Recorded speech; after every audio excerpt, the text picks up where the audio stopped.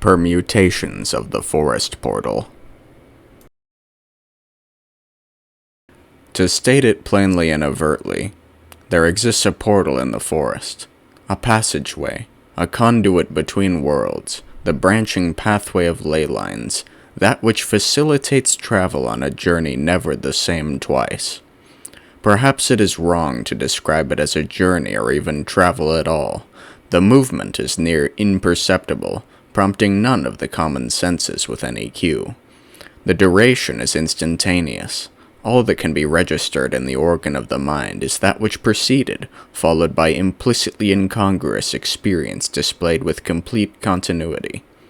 The feet keep walking, crackling over the legions of downed leaves, with a tempo that does not abate. There is no feeling to the shift, at least nothing which could be interpreted as input, as the position of the potential producer of stimuli has been altered by the process. No changes to what is apparent in the world, none at all. No, this change occurs at much greater depth, at much greater magnitude than anything mere organ systems of observation could hope to detect. It is a modification of the current, that which underlies all information which can be cultivated as stimuli, a shift in the very substrate which flows beneath the universe, upon which all that takes to exist is continuously reiterated, to embody paradox, as that all which was the same takes on a new nature. It is only by the keenest peripheral observation that the effects of the portal can be witnessed by contingent events. Yet, one must also wonder if there are any, whom once experienced in the matter, could deny that a transference had occurred, as the feeling of immediate estrangement is so visceral in manifestation within the body, as if a surge of primordial feeling indicates to the traveler that one has been wholly separated from all that gave rise to the being's very existence, hurtled anew into a realm distinct and alien as to the one which preceded it.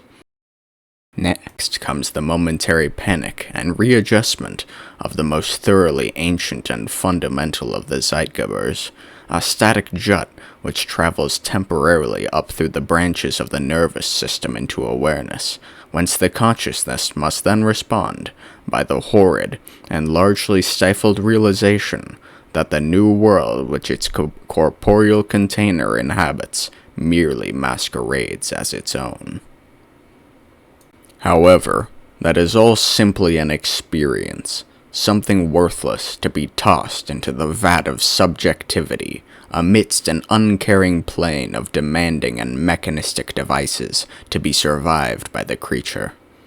To speak on depiction of the logistics at play within that shrouded and mystical grove, it is simply a network of distinct points, indicated by the thick bases of trees, and the function of the portal itself emerges as a mechanic of one's patterned crossing between those points, as each movement between an alignment of trunks suggests the breaching of a threshold, an implicit agreement cast between the traveler and the gate, to be subjected to whatever lies beyond at the cost of that which lies behind, both in area and in time.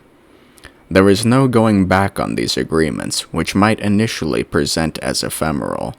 I have tried, but to no avail, as it seems one can only draw up the contract anew amidst the stack. Although the gateways seem to have differential effects by the direction traversed, a threshold strode twice counts as thus, steadfast and recalculated in effect, rather than allowing for any nullification, reversal, or leniency by its pattern.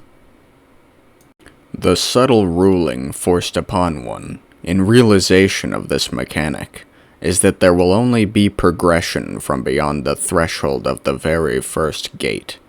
that the life's journey becomes now an inexorable descent through tides of reality hitherto unknown.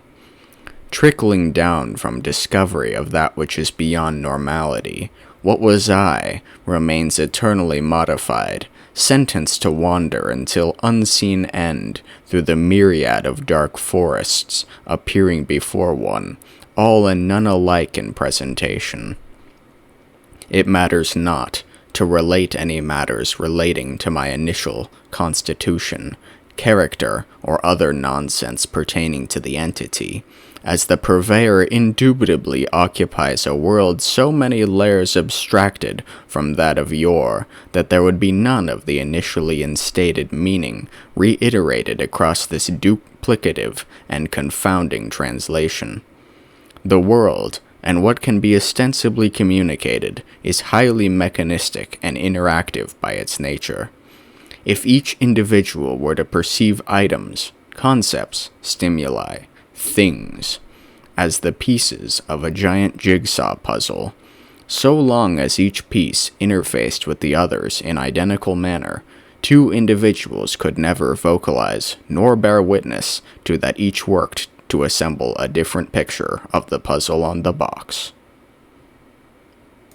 Although these changes make for little overt obstacle within the carrying out of the business of living, there are times when the silent shouldering of this abhorrent discontinuity is brought to bear by some trifle, and the abstracted yearning for an origin point yet indescribable nearly crushes the will to go on in this alien land.